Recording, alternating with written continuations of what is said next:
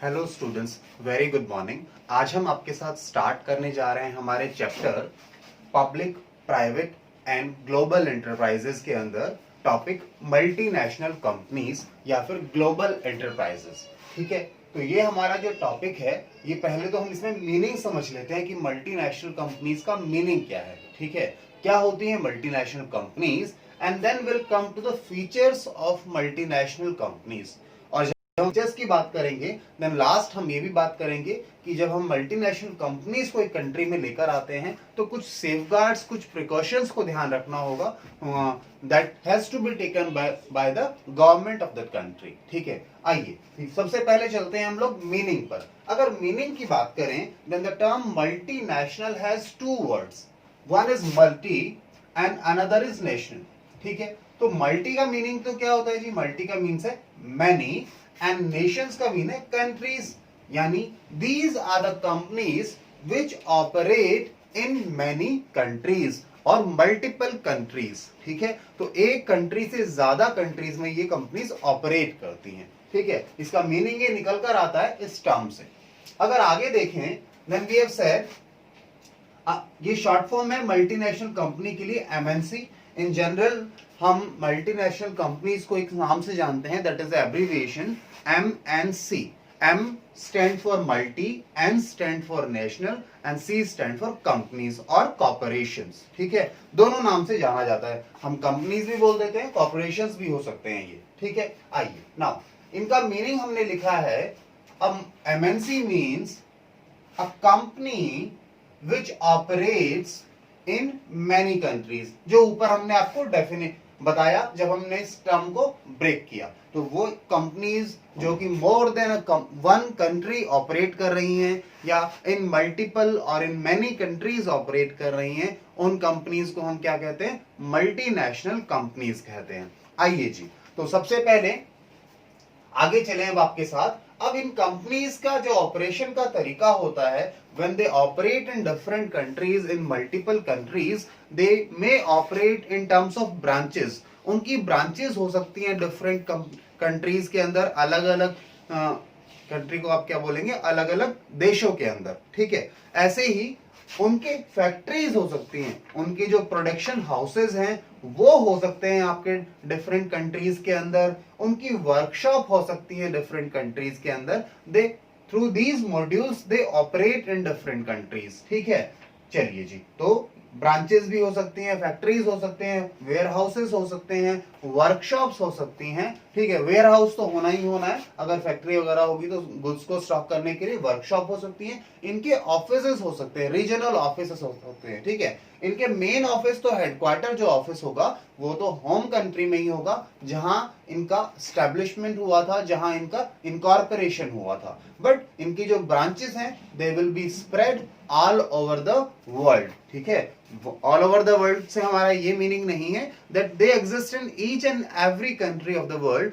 But we say they exist in each and major countries of the world, जहां इन्हें benefit लगता है, अपने आप को ये एक्सपेंड कर सकते हैं, वहां ये लोग मूव करते हैं। नाउ मल्टीनेशनल कंपनीज को कुछ और नाम से भी जाना जाता है। No, those names are, first is transnational. Transnational का मीनिंग एक्चुअल में होता है, transnational means moving beyond the national boundaries. ठीक है, जब आप अपनी नेशनल बाउंड्री से बाहर जाते हैं, ठीक है, आपने ज्योग्राफी में भी इस टाइप का टर्म पढ़ा होगा कभी। ठीक है, then that we known as transnational. ठीक है, so these are transnational corporations. Why they are transnational corporations? Because they move beyond their national boundaries. अपनी नेशन की बाउंड्री से बाहर ये मूव करके ऑपरेट करते हैं, इसलिए इन्हें ट्रांसनेशनल कॉर्पोरेशंस भी कहा जाता है। Then other is global enterprises. इन्हें ग्लोबल एंटरप्राइज भी कहा जाता है। Why we call them as a global enterprise? Because they operate, they do their work globally. ठीक है, इनके जो ऑपरेशंस हैं, इनके जो सेटअप हैं वो ग्लोबली स्प्रेड हैं। ठीक है, all over the world spread है, इसीलिए इन्हें ग्लोबल एंटरप्राइज भी कहा जाता है। ठीक है, then international enterprises, they are known as, also known as international, which operate from one nation to another. ठीक है, इसलिए इन्हें इंटरनेशनल एंटरप्राइजेस भी कहा गया है। ठीक है जी, चलिए, तो ये हुआ मीनिंग हमारा मल्टीनेशनल कंपनी का। In short we say they operate in a country, they operate in more than one country. ठीक है, एक कंट्री से ज्यादा कंट्रीज में ये ऑपरेट करते हैं, और you can simply say they operate in many countries. Now let's move to the features of multinational companies. अब मल्टीनेशनल कंपनी की फीचर्स पर आए तो सबसे पहला फीचर हमने लिखा है जाइंट साइज। इनका जो साइज है वो बहुत बड़ा है। व्हेन वी से टर्म इन साइज, वी से इनकी जो एसेट्स हैं, इन बिजनेस के पास जो एसेट्स होती हैं वो बहुत ज्यादा एसेट्स होती हैं। They are spread all over the world. तो जाहिर सी बात है इनके पास जो एसेट्स हैं, इनके पास जो फंड्स हैं वो बहुत ज्यादा होंगे। ठीक है, अब इनके फंड्स और एसेट इतने ज्यादा बढ़ते क्यों हैं? Because they capture number of markets in the world. ठीक है, जिसके कारण इनके सेल्स, इनकी टर्नओवर बहुत ज्यादा है। जब इनके टर्नओवर, इनकी सेल्स बहुत ज्यादा है तो ऑब्वियसली इनके प्रॉफिट ज्यादा होंगे। प्रॉफिट ज्यादा होंगे तो कैपिटल ज्यादा होगा, and again moving in the circle इनकी एसेट्स इंक्रीज करेंगी। So they have huge amount of capital resources and they are giant in size. ठीक है, they give tough competition to domestic competitors और डोमेस्टिक एंटरप्राइजेस। जो domestic enterprises हैं which operates within the nation, उन्हें ये बहुत ज्यादा competition देते हैं। क्यों कंपटीशन देते हैं? बिकॉज इनके पास रिसोर्सेज ज्यादा हैं, इनका साइज बहुत बड़ा है, इनके पास एडवांस टेक्नोलॉजी है, रिसोर्सेज हैं। ठीक है, अच्छी मार्केटिंग स्ट्रेटेजी है, ठीक है, स्किल्ड एम्प्लॉइज हैं। तो उस तरीके से इनका जो साइज है, इनकी जो रिसोर्सेज हैं बहुत ज्यादा हैं। Then centralized control. Multinational companies, transnational companies और corporations, ठीक है, इंटरनेशनल एंटरप्राइजेस, ये जो हमने डिफरेंट नाम दिए मल्टीनेशनल कंपनी को, इनका जो कंट्रोल है सेंट्रलाइज्ड होता है। They are controlled from a centralised office that we commonly known as headquarters, which is based in a home country. ठीक है, जहां इनका इनकॉर्पोरेशन हुआ है वहां से इन पर सारा कंट्रोल, इनकी मॉनिटरिंग की जाती है। ठीक है, because they have branches spread all over the world.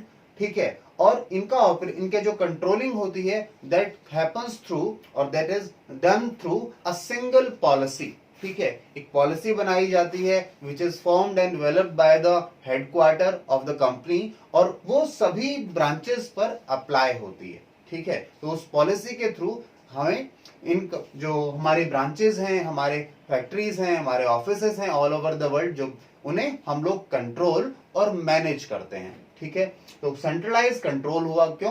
क्योंकि सबको एक ही जगह से कंट्रोल किया जा रहा है, सेंट्रल पॉइंट से कंट्रोल किया जा रहा है, and that is headquarter of the company. और हेडक्वार्टर बेस्ड कहां है? It will be in general 99.9% वो कहां हेडक्वार्टर होता है? जहां होम कंट्री है, जहां पे उसका इनकॉर्पोरेशन हुआ है।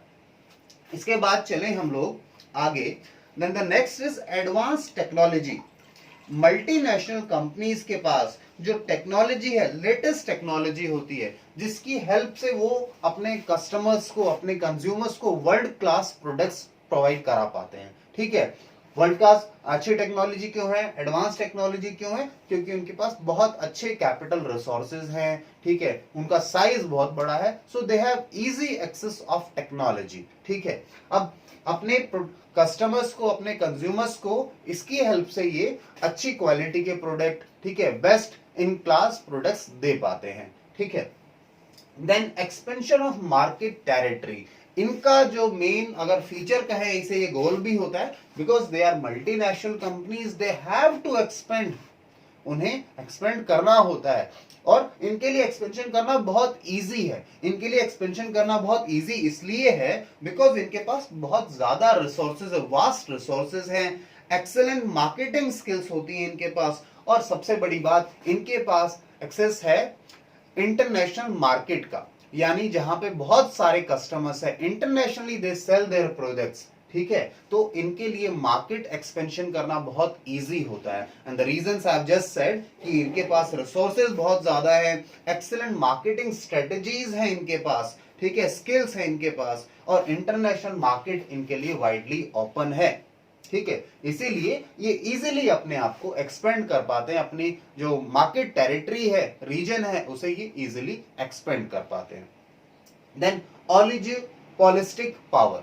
ओलिगोपोलिस्टिक पावर का मीनिंग क्या है जी? मीनिंग है ओलिगोपोलिस्टिक पावर, या पहले ओलिगोपोलिस्टिक का मीनिंग देखें। इसका मीनिंग है, ठीक है, जो थोड़े सो लोग हैं, ठीक है, कुछ कंपनियों के पास ही जब ज्यादा पावर आ जाती है, then we term it as oligopolistic power, ठीक है। तो मल्टीनेशनल कंपनीज में कुछ ऐसा ही होता है, they have a huge dominance in the market, ठीक है, या in the area in which they operate. इनका डोमिनेंस बहुत ज्यादा होता है, रीजन बीइंग इनके पास ह्यूज कैपिटल रिसोर्सेज हैं, giant, they are giant in size, ठीक है, अच्छी टेक्नोलॉजी है, मार्केटिंग स्किल्स बहुत अच्छी हैं इनकी, ठीक है, इनके पास रिसोर्सेज बहुत ज्यादा हैं, जिसके कारण इनका डोमिनेंस बहुत ज्यादा है मार्केट में। ये कंपैरेटिवली बाकी लोगों के कंपैरिजन में कस्टमर्स को, कंज्यूमर्स को क्वालिटी प्रोडक्ट दे पाते हैं कंपैरेटिवली लोअर प्राइसेस में, ठीक है। इनके ब्रांड नेम होते हैं, ठीक है, तो इनका डोमिनेंस बहुत ज्यादा है मार्केट में, जिसके कारण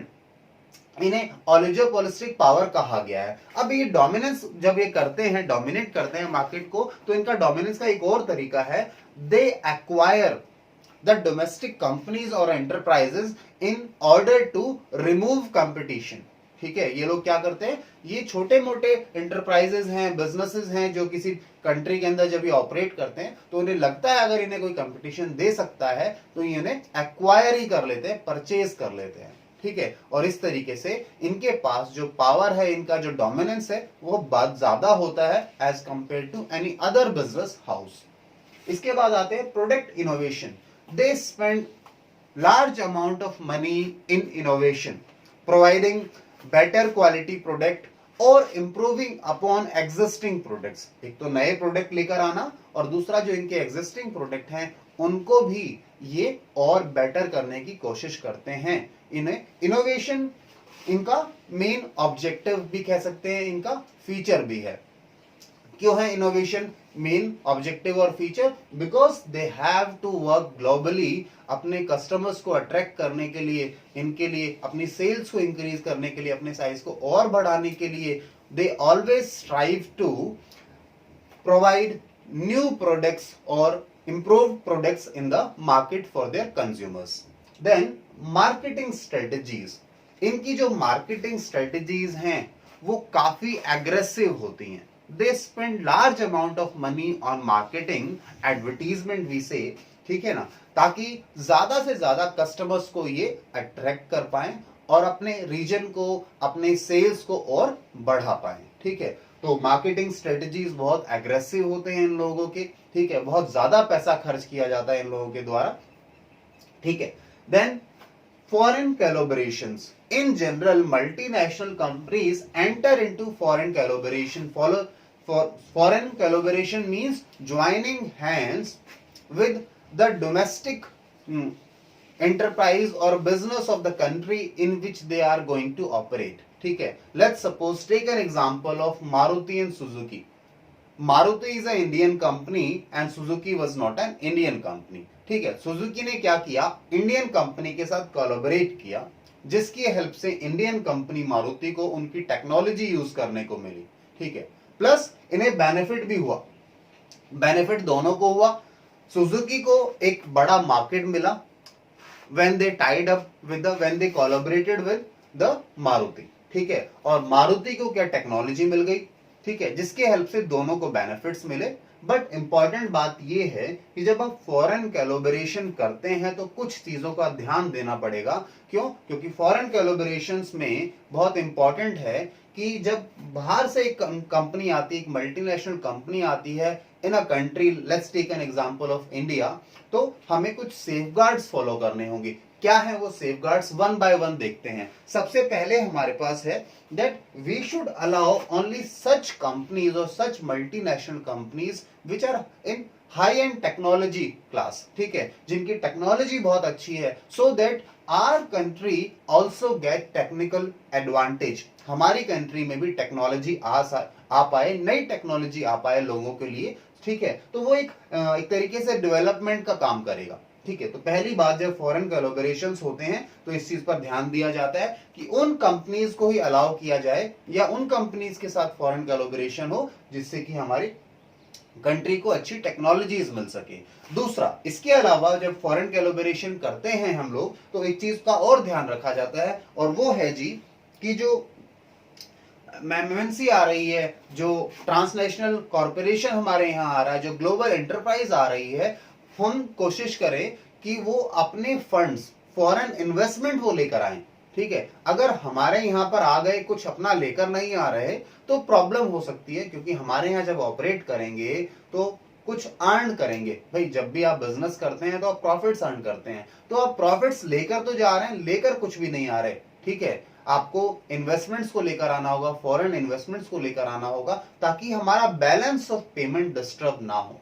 ठीक है, हमारे ऊपर फॉरेन डेट ना बढ़ जाए। ठीक है, हमारे रिजर्व्स कम ना हो, क्योंकि जब एमएनसी बाहर प्रॉफिट लेकर जाएगी तो in terms of foreign reserves ही लेकर जाएगी वो। ठीक है ना, तो वो प्रॉब्लम हो सकती है। और तीसरा बहुत इंपॉर्टेंट पॉइंट वो है जी कि जब हम फॉरेन कोलैबोरेशंस करते हैं तो हमें ध्यान देना चाहिए हमारे स्मॉल इंडस्ट्रीज पर या स्मॉल बिजनेसेस पर, कि वो खत्म ना हो जाएं।